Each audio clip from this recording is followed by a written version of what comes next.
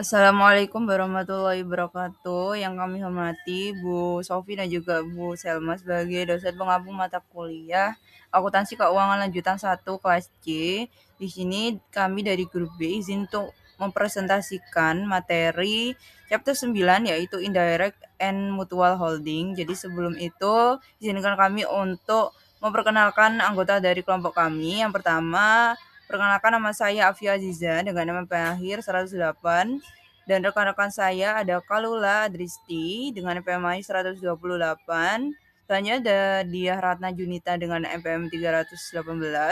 Selanjutnya ada Oktilia Safira dengan NPM akhir 287, dan yang terakhir ada Raya Alia Hafiza dengan NPM akhir 223. Nah, pada materi ini saya akan membahas dua jenis hubungan kepemilikan perusahaan, yaitu indirect holding dan mutual holding. Nah, untuk indirect holding terjadi ketika perusahaan induk memiliki saham perusahaan lain melalui anak perusahaan. Nah, artinya parent company tidak memiliki saham secara langsung, tetapi kepemilikannya terjadi melalui subsidiary. Nah, dalam kondisi ini metode ekuitas digunakan jika kepemilikan tidak langsung minimal sebesar 20%. Nah, sedangkan konsolidasi dilakukan jika kelompok perusahaan menguasai mayoritas saham. Nah, dengan tujuan sebenarnya tetap sama, yaitu mengukur laba yang benar-benar direalisasi dan membagi laba antar pemegang saham, pengendali, dan non-pengendali. Nah, untuk contohnya, struktur father son and grandson, misalnya pada parent memiliki 80% saham subsidiary A, lalu untuk subsidiary A memiliki 70% saham di subsidiary B, maka kepemilikan tidak langsung, maka parent terhadap B adalah 80% dikali 70% yang menghasilkan 56%. Jadi parent secara tidak langsung memiliki 56% saham B karena mayoritas saham B masih berada dalam kelompok perusahaan, maka perusahaan B tetap harus dikonsolidasikan. Semakin banyak tingkat perusahaan dalam grup, maka proses konsolidasi akan semakin rumit karena harus menghitung kepemilikan langsung dan tidak langsung sekaligus. Nah, untuk mutual holding selanjutnya yaitu terjadi ketika perusahaan-perusahaan dalam satu grup saling memiliki saham satu sama lain. Nah, untuk bentuk ini sebenarnya merupakan kasus khusus dari indirect holding karena perusahaan dapat secara tidak langsung memiliki dirinya sendiri.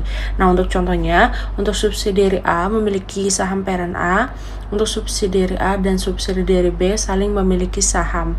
Nah, struktur seperti ini membuat proses konsolidasi jauh lebih kompleks karena perusahaan harus melakukan perhitungan khusus untuk pembagian laba, pembagian ekuitas, dan menentukan kepentingan dan non-pengendali. Karena hubungan kepemilikannya saling berhubungan, biasanya digunakan persamaan simultan atau metode matematika lainnya agar hasilnya perhitungannya lebih akurat. Pada gambar ini dijelaskan tentang struktur hubungan kepemilikan perusahaan atau afiliasi. Struktur secara umum terbagi menjadi tiga jenis hubungan kepemilikan, yaitu direct holdings, indirect holding, dan mutual holdings. Nah, untuk direct holdings yang pertama adalah kepemilikan langsung. Di sini parents company langsung membeli saham perusahaan anak atau subsidiary. Nah, untuk contohnya pada gambar bagian single subsidiary, parent memiliki 80% saham subsidiary A karena kepemilikannya lebih dari 50%, maka parent memiliki kendali terhadap perusahaan tersebut. Lalu pada multiple subsidiaries, parent memiliki beberapa anak perusahaan sekaligus, misalnya 80% di subsidiary A, 70% di subsidiary B, dan 90% di subsidiary C. Nah, karena semuanya di atas 50%, maka seluruh perusahaan tersebut dapat dikonsolidasikan. Nah, yang kedua, indirect holding selanjutnya, yaitu kepemilikan tidak langsung, yang artinya parent tidak memiliki saham secara langsung, tetapi melalui perusahaan lain, contohnya pada father, son, dan grandson. Parents memiliki punya 80% saham A. Nah, saham A ini punya 70% saham B, maka parents secara tidak langsung memiliki B sebesar 56%. Yang hasilnya dari 80% dikali 70%, walaupun tidak membeli langsung saham B, parent tetap bisa mengendalikan B karena melalui subsidiary A. Nah, untuk mutual holding pada connecting affiliates, yaitu parent memiliki saham di dua jalur sekaligus. Misalnya pada parent punya 20% langsung di B, pada parent selanjutnya punya 80% di poin A. Nah, lalu A punya 40% di poin B. Jadi kepemilikannya parent di B berasal dari kepemilikan langsung dan tidak langsung. dan totalnya menjadi 52%, sehingga parent tetap memiliki kendali terhadap B. Lalu selanjutnya pada mutual holding, bagian terakhir adalah kepemilikan timbal balik, yang artinya perusahaan dalam satu grup saling memiliki saham satu sama lain. Untuk contoh pertama, pada parents punya 80% A, tetapi A juga punya 10% saham parents. Jadi sebagian saham parents dimiliki kembali oleh grupnya sendiri. Lalu untuk kemudian yang kedua, A punya saham B dan B juga punya saham A. Nah, hubungan seperti ini membuat proses konsolidasi lebih rumit karena perhitungan laba dan kepemilikan langsung menjadi saling berhubungan. Nah, pada contoh kasus ini, Pop Korporasi membeli 80% saham Sun Korporasi pada 1 Januari 2016. Kemudian Sun Korporasi membeli 70% saham Toy Korporasi pada tanggal 1 Januari 2017. Jadi hubungan perusahaannya adalah Pop sebagai parent, Sun sebagai subsidiary, dan Toy sebagai subsidiary tingkat kedua atau Grand Sun. Nah, masalah utama dari indirect holding ini adalah menentukan pembagian laba dan ekuitas masing-masing perusahaan secara tepat. Karena kepemilikannya bertingkat, proses konsolidasi menjadi lebih rumit dibandingkan kepemilikan langsung. Di tabel terlihat posisi keuangan masing-masing perusahaan setelah akuisisi dilakukan. Untuk Pop Korporasi, total aset sebesar $600.000, terdapat investasi Sun sebesar $200.000 atau 80%. Nah, untuk Sun Korporasi memiliki investasi pada Toy sebesar $105.000 atau 70%, sedangkan Toy Korporasi memiliki total aset sebesar $190.000. Nah, di bagian bawah juga ditampilkan laba dan dividen masing-masing perusahaan pada tahun 2017. Pop memperoleh laba terpisah sebesar $100.000 dan membayar dividen sebesar $60.000. Untuk Sun memperoleh laba $50.000 dan dividen $30.000. Toy memperoleh laba $40.000 dan dividen sebesar $20.000. Nah, data ini nantinya digunakan untuk menghitung laba konsolidasi kepentingan NCI serta pembagian hak kepemilikan dalam grup perusahaan. Semakin banyak tingkat kepemilikan perusahaan, maka proses konsolidasi akan semakin kompleks karena harus memperhitungkan kepemilikan langsung maupun tidak. Selanjutnya pada gambar ini yaitu bagaimana menjelaskan metode ekuitas yang diterapkan pada struktur perusahaan Father, Sun, and Grandson. Nah, karena struktur kepemilikannya bertingkat, maka perhitungan laba investasi dilakukan secara berurutan, yang artinya Sun harus menghitung pendapatan investasinya dari Toy terlebih dahulu, baru setelah itu Pop menghitung pendapatan investasinya dari Sun. Nah, pada bagian Sun, yang pertama dijelaskan pencatatan yang dilakukan oleh Sun Korporasi terhadap investasinya di Toy Korporasi. Yang pertama, saat Sun menerima dividen dari Toy, dividen Toy sebesar $20.000 karena Sun memiliki 70%, maka bagian dividen yang diterima Sun adalah $14.000. Nah, untuk jurnalnya kas bertambah $14.000, untuk investasi pada Toy berkurang $14.000. Kenapa akun investasi berkurang? Karena metode ekuitas dividen dianggap sebagai pengembalian investasi, bukan pendapatan. Nah, untuk kemudian Sun mencatat bagian laba dari Toy sebesar $40.000, kepemilikan Sun sebesar 70%, jadi laba Sun adalah $28.000. Untuk jurnalnya, investasi pada Toy bertambah $28.000, lalu untuk pendapatan Toy juga bertambah sebesar $28.000. Nah, akibatnya laba bersih Sun pada 2017 menjadi $78.000, yaitu $50.000 laba sendiri ditambah $28.000 laba dari Toy. Nah, saldo investasi Sun di akhir tahun berubah menjadi $119.000. Selanjutnya pada bagian Pop, mencatat investasinya pada Sun Korporasi. Saat menerima dividen dari Sun, dividen Sun sebesar $30.000, Pop menerima 80%, jadi menerima sebesar $24.000. Nah, untuk jurnalnya kas bertambah $24.000, investasi pada Sun berkurang sebesar $24.000. Kemudian Pop mencatat bagian laba dari Sun karena laba Sun setelah diperhitungkan Toy adalah sebesar $78.000, maka 80% dikali $78.000 sebesar $62.400. Nah, untuk jurnalnya investasi pada Sun bertambah $62.400, untuk pendapatan Sun sebesar bertambah $62.400, sehingga laba bersih Pop pada tahun 2017 menjadi $162.400, yaitu laba sendiri sebesar $100.000 ditambah laba dari Sun sebesar $62.400. Nah, dalam metode ekuitas indirect holdings, perusahaan induk harus menghitung laba investasi secara bertahap sesuai dengan tingkat kepemilikannya. Nah, semakin banyak tingkat perusahaan dalam grup tersebut, maka proses pencatatan dan konsolidasi akan semakin kompleks karena setiap laba dan dividen mempengaruhi nilai investasi perusahaan induk. Selanjutnya di sini ada perhitungan alternatif untuk menentukan laba POP dan juga laba bersih konsolidasi secara terpisah. Di sini ada yang menggunakan laba bersih, jadi dihitung spirited earnings-nya dari POP, kemudian ditambah dari bagian POP atas laba terpisah dari SON. Jadi labanya spirited earnings-nya itu dikalikan dengan persentase kepemilikannya, 50.000 kali 80%, dapat hasilnya 40. Kemudian ditambah dengan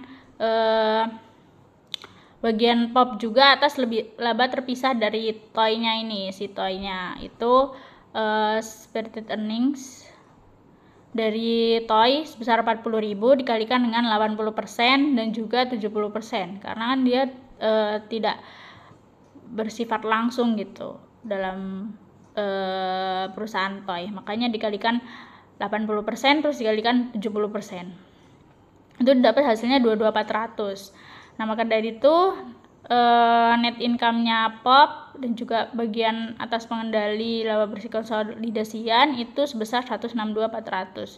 Kemudian di sini ada cara dengan mengurangi bagian kepentingan pengendali atau NCI. Jadi tercatat ada laba terpisah gabungan, jadi dari POP, SON, TOI itu digabung semua. Jadi 100 tambah 50 tambah 40 itu didapat hasilnya 190. Nah, kemudian di sini ada bedanya itu dia dikurangi di bagian NCI. Nah, yang pertama di sini ada direct non controlling interest in TOI income. Jadi yang secara langsung. Dia dikalikan dengan 30% dari spirited earning dikalikan 30%, itu hasilnya 12.000. Jadi dikurangi dengan 12.000. Kemudian ada versi indirect-nya non controlling interest in TOI's income sebesar 40.000 dikalikan dengan 70%. 40.000 itu spirited income-nya, spirited earning-nya, terus dikalikan dengan 20%. Karena dia ini kan nggak secara langsung mengaruhi si POP gitu, jadi dikalikan dengan 20%. Atau NCI-nya si SON. Itu persentase NCI-nya si SON. Itu jadi didapat 40.000 dikalikan 70%, kemudian dikalikan 20%, hasilnya 5.600. Kemudian yang terakhir ada direct non controlling interest in SON income. Itu dari spirited earning-nya 50.000 dikalikan 20% atau NCI-nya itu didapat hasilnya 10.000. Maka pengurangannya itu sebesar 27.600. 190.000 dikurangi 27.600 didapat hasilnya 162.400. Kemudian ada cara lain lagi, ini menggunakan jadwal, jadi tercatat kayak dijajar gitu. POP, SON, TOI itu di kolom pertama ada spirited earnings ya seperti tadi, berarti 100 di POP, kemudian 50 di SON dan 40.000 di TOI. Nah, kemudian allocate TOI's income to SON. Dari 40.000 dikalikan 70%. Jadi dari SON ini dia dapat income-nya TOI sebesar 28.000, kemudian dari TOI itu berkurang karena sudah dikasih ke SON. Di kreditnya dikurangi 28.000. Kemudian allocate SON's income to POP. Ini ya sama seperti tadi, di POP ini nambah, di SON ini kurang. Tadi kan tercatat adanya laba bersihnya kan jadi 78.000. Itu dikalikan dengan 80% atau persentase kepemilikan sebesar jadinya 62.400 nambah di SON, kemudian nambah di POP, kemudian di SON ini berkurang 62.400. Maka controlling share of net income-nya itu tercatat ada 162.400. Kemudian non controlling interest share-nya di SON sendiri itu sebesar 15.600 dan di TOI itu sebesar 12.000. Nah, baik, selanjutnya di sini ada consolidation work paper pada metode ekuitas. Di sini ada tercatat 5 entry. untuk mengeliminasi akun-akun yang terkait. Yang pertama ada entry A dan juga entry B, itu untuk mengeliminasi pendapatan investasi, dividen, dan juga saldo investasi ekuitas yang terkait dengan investasi SON pada TOY. Kemudian entry C dan D itu untuk mengeliminasi pendapatan investasi, dividen, saldo investasi ekuitas yang berkaitan dengan investasi POP pada SON. Kemudian entry yang kelima ada entry E, itu untuk mencatat kepentingan NCI atas laba TOY dan juga SON, dividen TOY dan juga SON. Nah, di sini ada jurnal terkait kepentingan non pengendali. Yang pertama ada non controlling interest share pada SON, itu sebesar 15.600, didapat dari spirited earning-nya sebesar 50.000, kemudian ditambah dengan income from SUN, income to SUN sebanyak 28.000, dan juga dikurangi income to POP sebesar 62.400, itu dapat hasilnya 15.600. Kemudian NCI share-nya dari TOY itu dapat dari spirited earning-nya sebesar 40.000 dikurangi dengan income to SON-nya sebesar 40.000 dikali 70%, 28.000, terus dikurang jadi 12.000.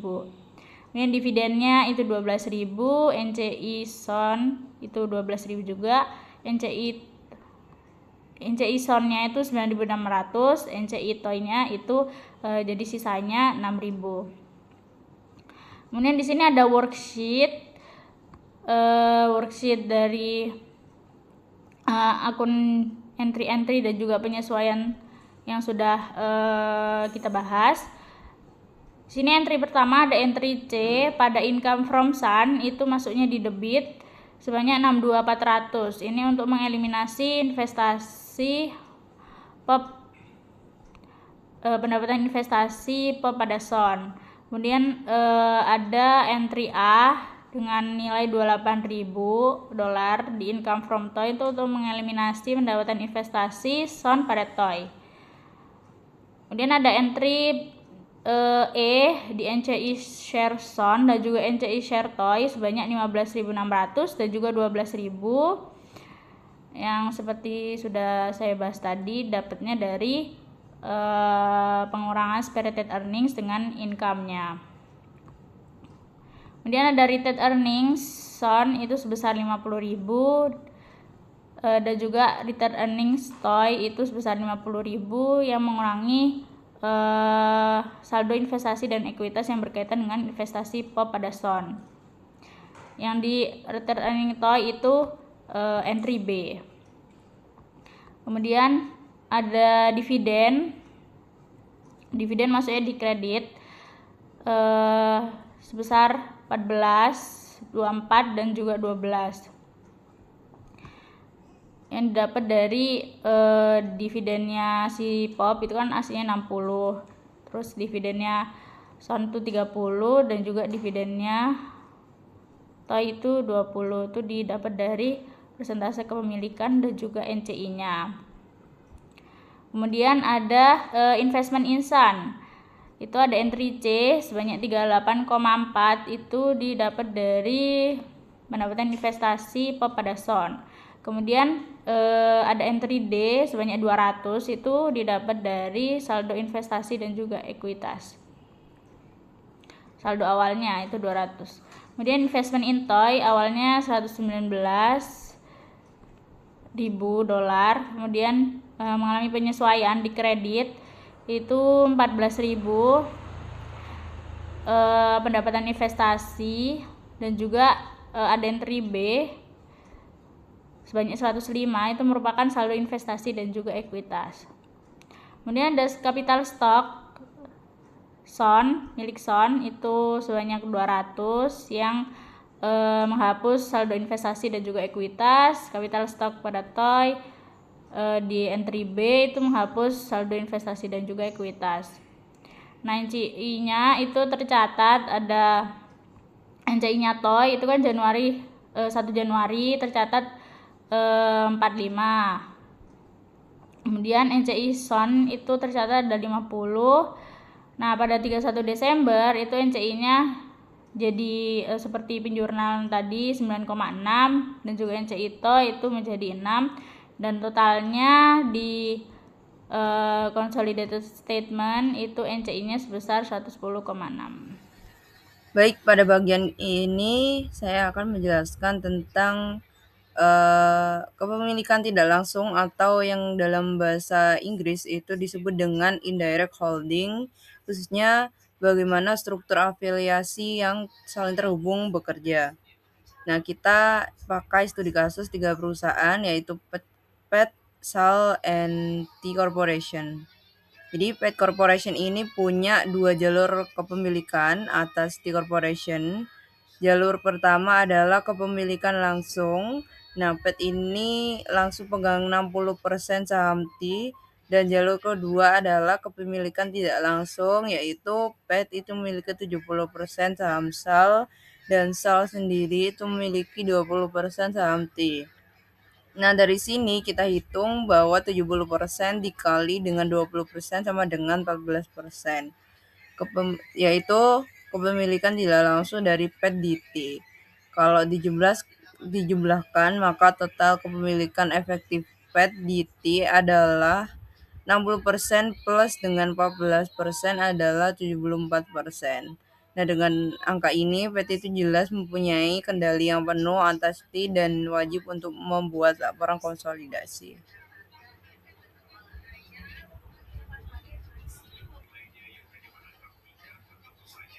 Nah, sekarang kita lihat data investasinya. Jadi PET itu membeli saham SAL pada jatuh Januari 2017 dengan biaya perolehannya 176.400. Nah, nilai buku SAL pada saat itu adalah 164.400 sehingga ada goodwill sebesar 12.000. Nah, PET itu juga membeli saham T pada 1 Januari 2016 dengan biaya 97.200 dan ada goodwill sebesar 12.000 juga. Nah, sedangkan SAL membeli saham T jauh lebih awal yaitu 1 Januari 2013 seharga 22.400 dan itu kebetulan tidak ada goodwill karena harga belinya itu sama persis dengan nilai buku T. Nah, kalau kita lihat saldo investasi per 31 Desember 2017 setelah menambahkan bagian laba pra 2018, saldo dari investasi PET di SAL itu menjadi 183.400 dan PET di T itu menjadi 115.200 dan SAL DT itu menjadi 38.400. Nah, kita lanjut ke bagian yang paling penting yaitu jadwal alokasi pendapatan tahun 2018. Jadi pertama kita lihat laba terpisah masing-masing perusahaan dari operasi sendiri yaitu PET sebesar 70.000, SAL 35.000 dan T sebesar 20.000. Tapi ada penyesuaian, PET itu punya laba tidak terrealisasi 10.000 dari penjualan ke SAL dan SAL itu punya 5.000 dari penjualan ke PET. Nah, keduanya ini itu harus dikurangi dulu sehingga laba terrealisasi PET menjadi 60.000 dan SAL menjadi 30.000. Nah, sekarang proses alokasinya yaitu laba T dialokasikan terlebih dahulu dari 20.000, laba T sebesar 20% atau 4.000 dialokasikan ke SAL karena SAL itu pemilik 20% T. Nah, sisanya itu untuk kepentingan non-kepengendalian atau NC-nya CT.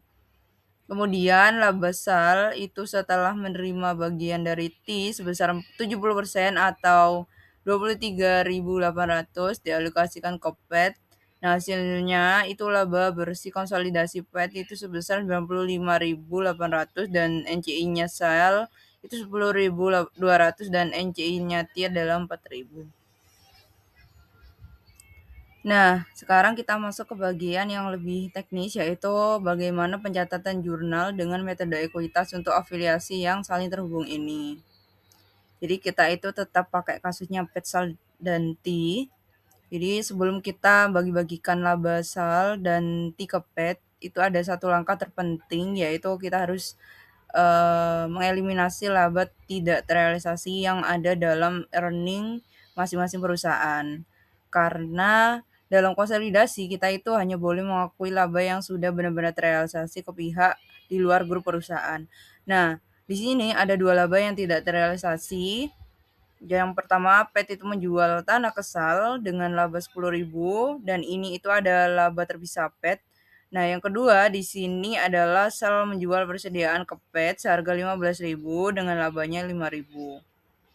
Nah, keduanya ini itu harus dieliminasi sebelum proses alokasi dimulai. Jadi, kita itu harus mengalokasikan laba T terlebih dahulu, yaitu 20% ke SAL dan 60% ke PET sebelum mengalokasikan laba SAL ke PET.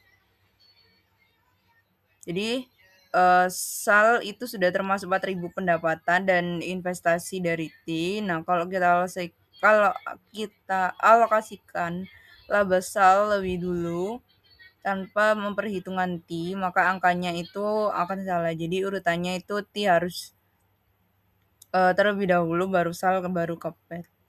Nah, kita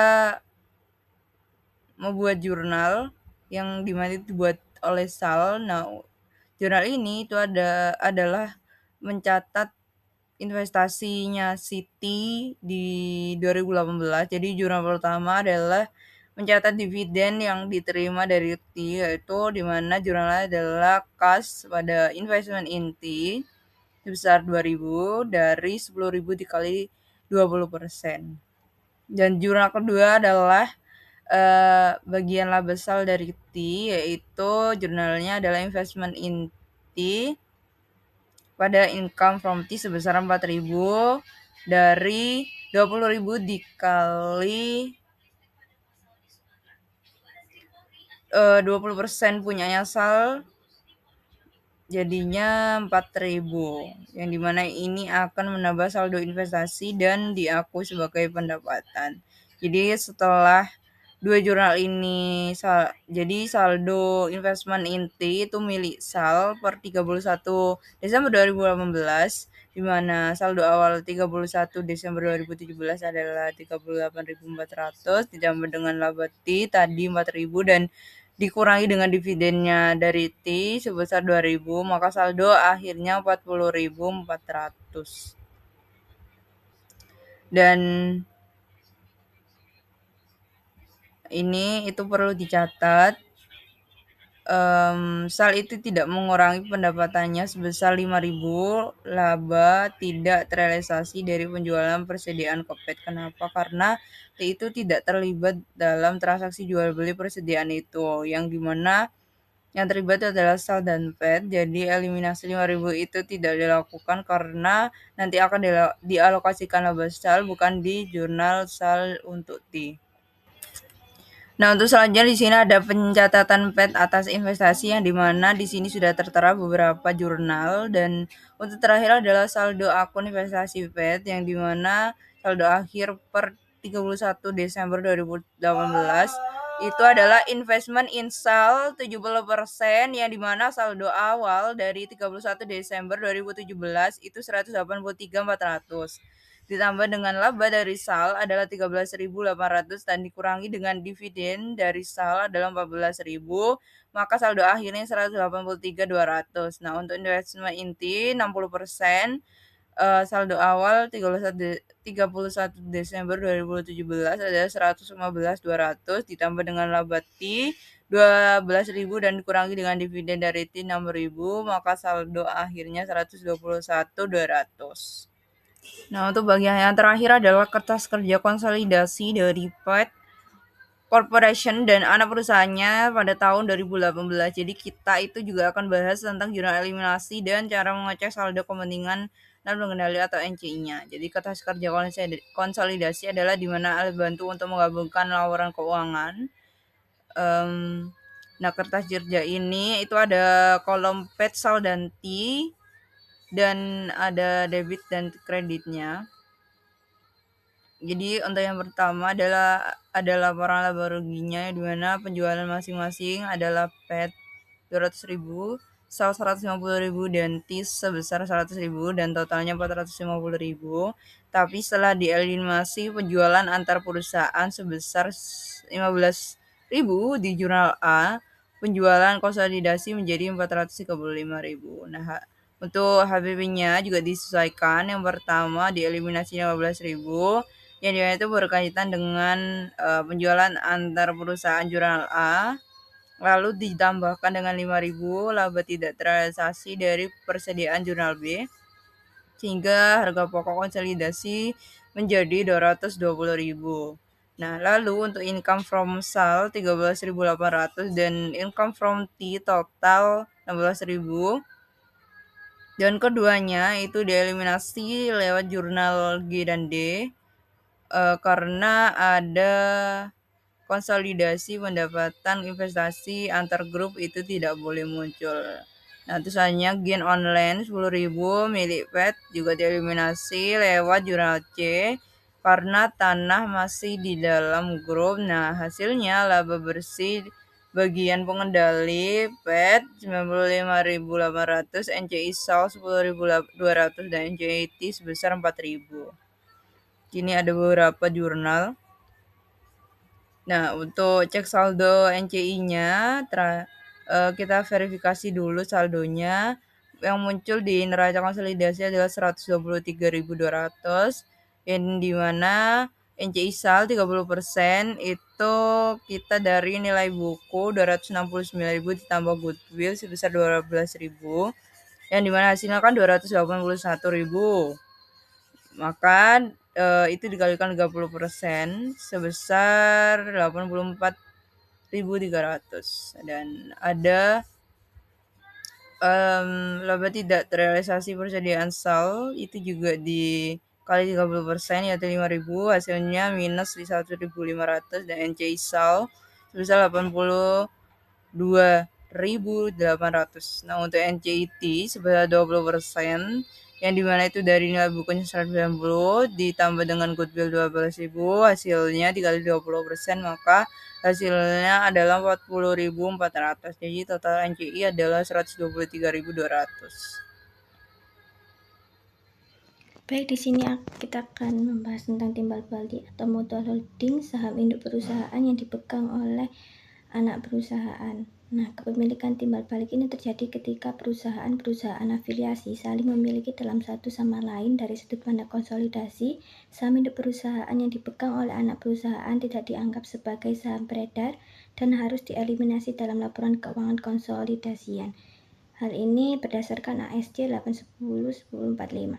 Terdapat dua metode akuntansi yang diterima umum untuk menangani kondisi ini. Yang pertama, metode saham treasury yang memiliki karakteristik utama investasi anak perusahaan pada saham induk perusahaan diperlakukan sebagai saham treasury bagi entitas konsolidasi. Akun investasi tersebut tetap dicatat menggunakan metode biaya pada pembukuan anak perusahaan, dan nilai investasi ini akan dikurangkan langsung dari ekuitas pemegang saham pada neraca konsolidasian. Yang kedua, metode konvensional. Karakteristik utama metode ini yaitu investasi anak perusahaan pada saham induk dianggap sebagai pelunasan atau penarikan konstruktif atas saham induk perusahaan. Modal saham dan saldo laba yang berlaku untuk kepemilikan tersebut tidak muncul dalam laporan keuangan konsolidasian, dan metode ini menggunakan perhitungan akuntansi ekuitas timbal balik secara matematis untuk menentukan laba bersih konsolidasi dan kepentingan atau pengendali, biasanya menggunakan persamaan simultan. Selanjutnya kita akan membahas tentang kertas kerja 95, yaitu parent stock held by subsidiary treasury stock approach. Pada contoh kasus PAM Corp dan Sun Corp, kepemilikan PAM memiliki 90% saham Sun yang diakuisisi 1 Januari 2016. Sun memiliki 10% saham PAM yang diakuisisi 5 Januari 2016 senilai $140.000. Yang pertama, pada laporan laba rugi, pendapatan investasi PAM mencatat $54. Angka ini dieliminasi di kolom debit jurnal A agar tidak terjadi penghitungan ganda saat laporan keuangan digabungkan. Bagian kepentingan dan pengendali dihitung sebesar $6 yang diambil dari 10% laba bersih Sun, $60.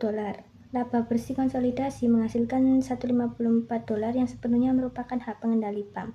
Yang kedua, pada laporan saldo laba, saldo awal Sun $200 yang dieliminasi sepenuhnya di kolom debit jurnal B karena saldo laba anak perusahaan sebelum konsolidasi tidak boleh dimasukkan ke dalam saldo laba konsolidasi. pada saldo laba akhir konsolidasi didapatkan nilai $554 yang murni mencerminkan saldo laba milik kelompok usaha induk atau PAM. Yang ketiga, pada neraca atau laporan posisi keuangan balance sheet investasi pada SAN yang bernilai 90%, saldo awal sebesar $594 yang dieliminasi seluruhnya di kolom kredit melalui jurnal A $54 dan jurnal B $540.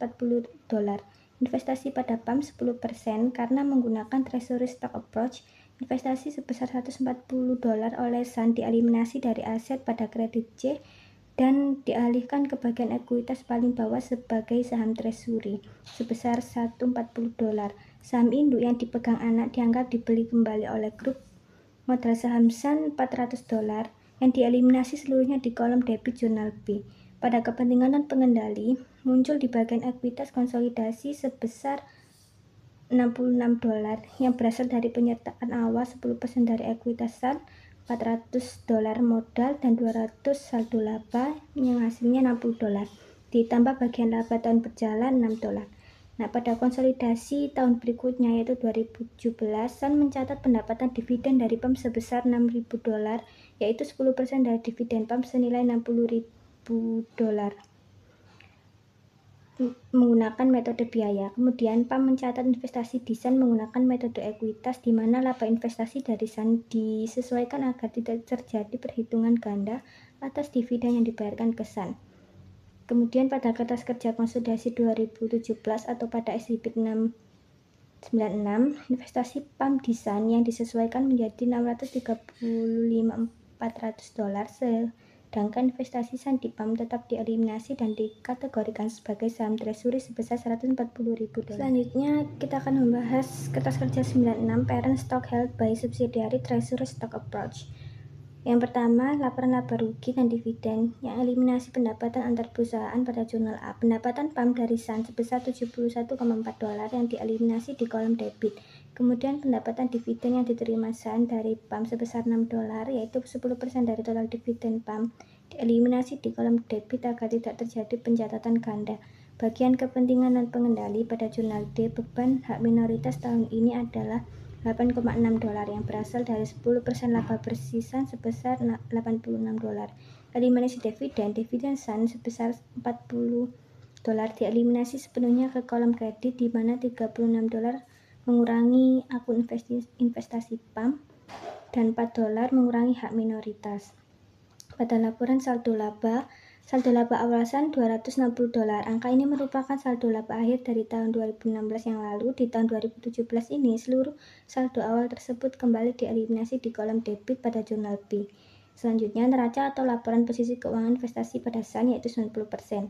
Akun investasi yang telah berkembang menjadi $635,4 yang dieliminasi seluruhnya di kolom kredit melalui jurnal A yaitu 41,4 dan jurnal B 594. Saham treasury tetap konstan pada jurnal C. Investasi SAN pada PAM sebesar $140 tetap dieliminasi dari aset dan dipindahkan ke bagian paling bawah ekuitas sebagai saham treasury yaitu $140. Nilainya tidak berubah dari tahun lalu karena menggunakan metode biaya historis saham treasury. Kepentingan non pengendali, saldo akhir naik menjadi $70,6.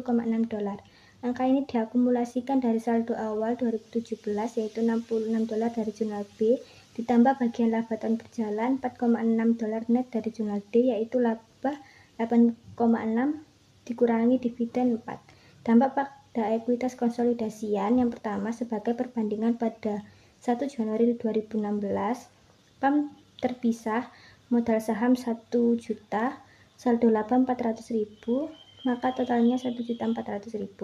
Konsolidasian metode konvensional, modal saham berkurang menjadi 900.000 dan saldo laba menjadi 360.000, maka totalnya 1.260.000 karena 10% saham induk dianggap ditarik dari peredaran. Baik, pada slide pertama ini saya akan menjelaskan mengenai mutual holdings atau kepemilikan saham secara timbal balik. Di mutual holdings ini terjadi ketika perusahaan-perusahaan dalam satu kelompok afiliasi saling memiliki saham satu sama lain. Nah, contoh awalnya adalah ketika anak perusahaan memiliki saham induk atau antar anak perusahaan saling memiliki saham. Nah, dalam konsolidasi, saham yang dimiliki di dalam kelompok perusahaan tidak dianggap sebagai saham yang benar-benar beredar dari sudut pandang laporan konsolidasi. Karena itu, saham tersebut harus dieliminasi dalam proses penyusunan laporan keuangan konsolidasi. Nah, ada dua pendekatan yang dibahas, yaitu treasury stock approach dan conventional approach. Namun, fokus materi ini adalah conventional approach. Dalam pendekatan konvensional, saham induk yang dimiliki anak dianggap seolah-olah telah ditarik kembali atau disebut constructive retirement. Akibatnya, bagian modal saham dan laba ditahan yang berkaitan dengan saham tersebut tidak ditampilkan sebagai ekuitas konsolidasi. Jadi intinya conventional approach ini digunakan untuk memastikan bahwa laporan konsolidasi hanya menunjukkan ekuitas yang benar-benar dimiliki oleh bank saham di luar kelompok afiliasi. Oke, selanjutnya pembahasannya ini masuk ke simultaneous equations atau persamaan simultan. Jadi persamaan ini diperlukan karena dalam mutual holding laba perusahaan saling berkaitan. Misalnya laba PAM dipengaruhi oleh laba SAN dan laba SAN juga dipengaruhi oleh laba PAM. Jadi laba salah satu perusahaan itu tidak bisa dihitung secara terpisah tanpa memperhitungkan perusahaan lainnya. Nah, pada contoh PAM dan SAN, PAM memiliki 90% saham SAN, sedangkan SAN memiliki 10% saham PAM. Karena saling memiliki, maka digunakan persamaan PAM sama dengan laba terpisah PAM ditambah 90% laba SAN, dan SAN sama dengan laba terpisah SAN ditambah 10% laba PAM. Dari perhitungan tahun akuisisi diperoleh laba PAM secara konsolidasi sebesar $169.231 dan laba SAN sebesar $76.923. Nah, setelah itu laba PAM yang menjadi bagian controlling interest dihitung sebesar 90%, yaitu $152.308. Sementara itu non-controlling interest dihitung dari 10% laba SAN, yaitu $7.692. Nah, ditunjukkan dalam Exhibit 97, yaitu work paper konsolidasi pada tahun akuisisi. Kemudian pada tahun berikutnya, yaitu Exhibit 98, prinsipnya tetap sama, tetapi angka yang digunakan adalah laba dan dividen tahun 2017. Pada Exhibit 98, controlling share of consolidated net income-nya itu menjadi $189.890 dan non-controlling interest share-nya itu sebesar $10.110. Kemudian selanjutnya pada subsidiary stock mutually held. Nah, contoh yang dibahas adalah subsidiary stock mutually held, yaitu kepemilikan saham timbal balik antar anak perusahaan. Contohnya adalah struktur PAL, SET, dan TON. Jadi PAL memiliki 80% saham SET, SET memiliki 70% saham TON, dan TON memiliki 10% saham SET. Jadi yang saling memiliki di sini bukan induk dengan anak, tetapi antar anak perusahaan. Nah, dalam kasus seperti ini, treasury stock approach tidak digunakan, sehingga pendekatan yang dipakai adalah conventional approach dengan persamaan simultan. Jadi persamaannya adalah PAL sama dengan laba terpisah PAL ditambah 80% laba SET, SET sama dengan laba terpisah SET ditambah 70% laba TON, dan TON sama dengan laba terpisah TON ditambah 10% laba SET. Ya, jadi perhitungan tersebut itu laba PAL adalah $179.957, laba SET sebesar $84.946, dan laba TON sebesar $48.495. Nah, setelah itu laba kelompok itu dialokasikan menjadi controlling share sebesar $179.957 dan controlling interest pada aset sebesar $8.495 dan non-controlling interest pada TON sebesar $14.548. Nah, dalam Exhibit 99 ini work paper konsolidasi tersebut itu menunjukkan proses eliminasi investment income, jadi dividen perusahaan, akun investasi serta ekuitas anak perusahaan.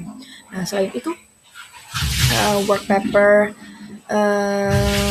juga mencatat goodwill dan non-controlling interest. Jadi intinya itu pada mutual holdings yang kompleks seperti Polsek dan TON ini persamaan simultan itu sangat penting agar pembagian laba dan kepentingan non-pengendali dapat dihitung secara tepat.